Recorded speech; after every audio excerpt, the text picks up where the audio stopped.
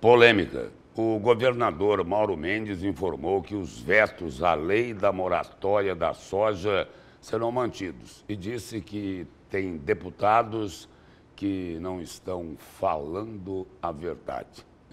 E esse é um dos assuntos agora na nossa entrevista no Jornal do Meio-Dia com o deputado estadual Gilberto Catani, do PL, que é o autor da lei. Boa tarde, deputado, e seja bem-vindo aqui ao Jornal do Meio-Dia. Boa tarde, Lúcio. É sempre um prazer estar aqui, poder falar das ações da Assembleia Legislativa e as nossas ações também defendendo sempre a população do Estado do Mato Grosso.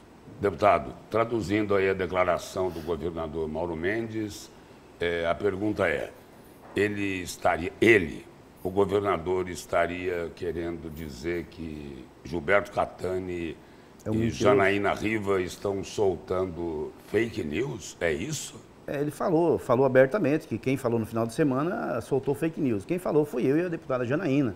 Eu acho que foi uma fala infeliz, ou uma maneira infeliz do governador colocar a situação, até porque eu quero acreditar que nós estamos na mesma linha. Até quando ele fala que os votos serão derrubados, serão mantidos, né? Ele fala que os vetos serão mantidos, isso depende dos votos dos deputados, né? Isso é uma prerrogativa dos deputados. Será que ele está falando abertamente que vai também interferir dentro da Assembleia Legislativa para manter os vetos? Obviamente, ele tem a base dele que pode ser isso. Mas eu acho que a colocação dele foi infeliz, até porque tanto eu como a deputada Janaína nunca fomos agressivos com o governo ou fizemos qualquer coisa que deixasse a crer que quando o governo abençoa o povo do Estado do Mato Grosso, nós estaríamos contrários. Agora, se porventura não abençoar, obviamente vai haver crítica da nossa parte, sim. Agora, um questionamento aí que existe também é de que essa mudança por causa do veto lá no artigo 4º, não é isso? Não, o artigo 4º ele foi todo ele suprimido e os vetos foram no artigo 2º, né? No artigo 1º, o artigo 2º e 3º, se não me falha a memória, né?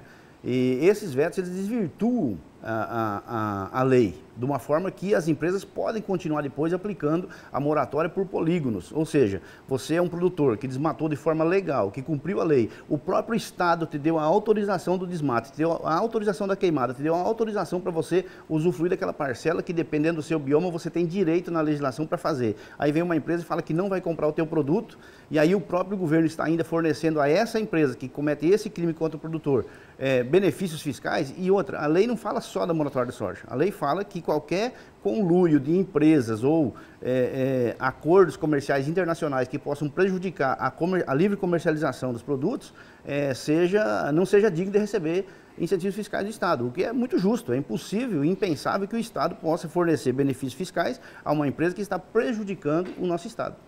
Agora, deputado, tem uma entidade aí empresarial, a BIOV, a Associação Brasileira das Indústrias de Óleo Vegetal. O governador diz que vai resolver esse problema junto com essa entidade, mas aí não diminui a Assembleia Legislativa nisso? Não só diminui, como deixa a gente num impasse muito difícil de acreditar. A BIOV é justamente quem criou a moratória da soja, entre outras moratórias.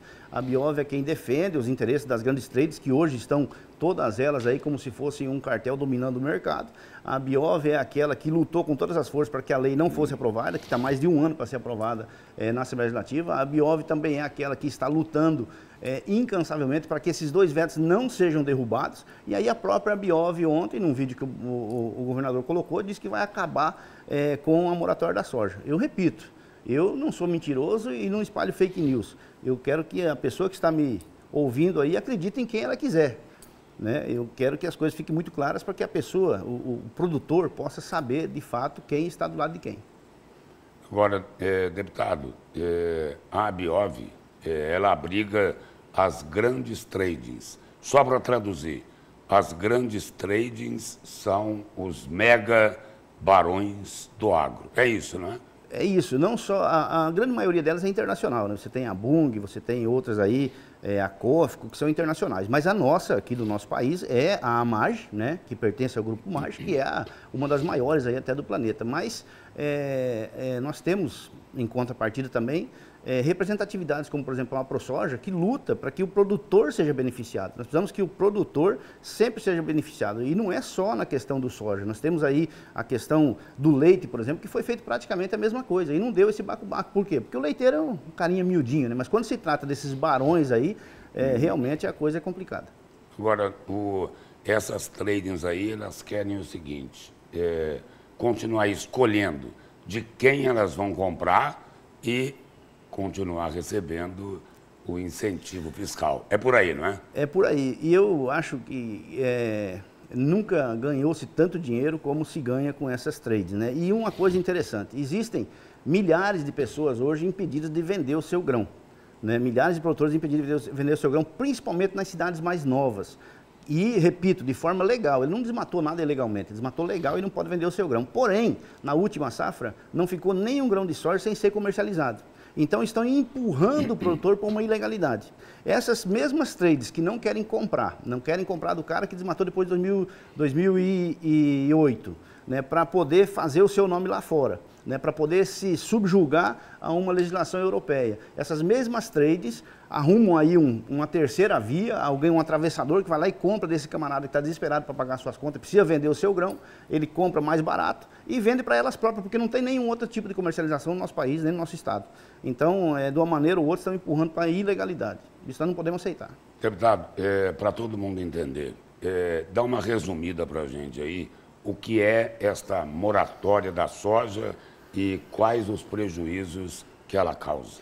Muito bem, a moratória da soja nada mais é do que um acordo comercial feito entre essas grandes empresas para se negar a comprar a produção de soja depois de 2008, de área desmatada. Isso não implica em área ilegal desmatada, mas sim em área legal.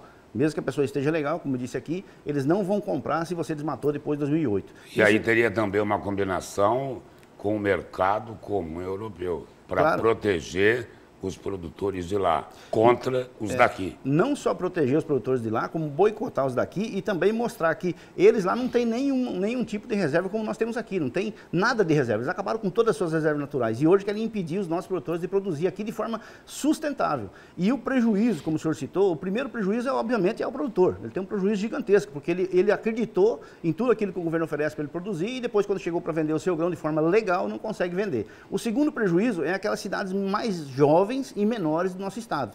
A maioria das cidades mais jovens do nosso estado, a maioria dos produtores que foram para lá abriram depois de 2008. Né? Então, essas pessoas que abriram depois de 2008 estão sendo cerceadas do seu direito. Obviamente, não conseguem emitir nota fiscal, não conseguem gerar divisas para o seu município. Isso é uma grande perca a nível de cidades no nosso estado.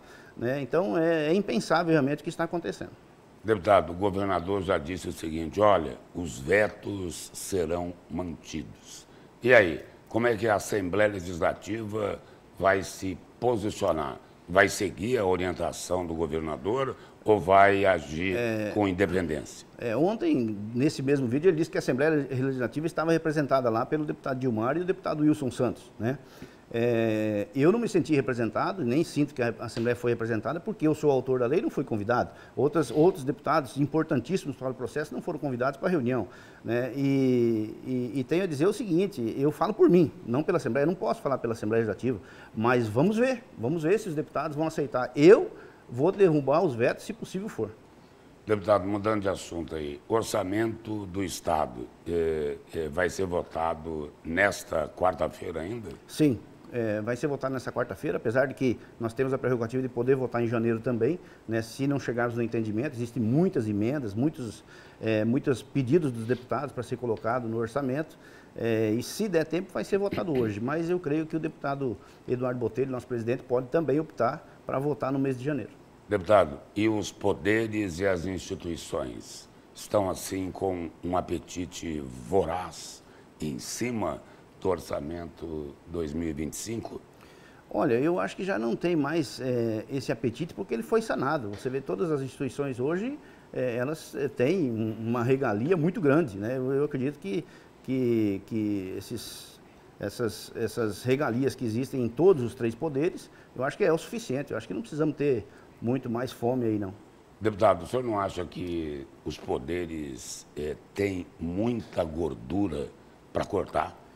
Olha, eu acredito que nós precisamos... Muito privilégio, muito penduricalho. Sim, eu acredito que sim. Nós precisamos de uma reforma administrativa com urgência no nosso país, né, e política no nosso país. Nós precisamos dessa reforma, mas isso precisa vir de cima.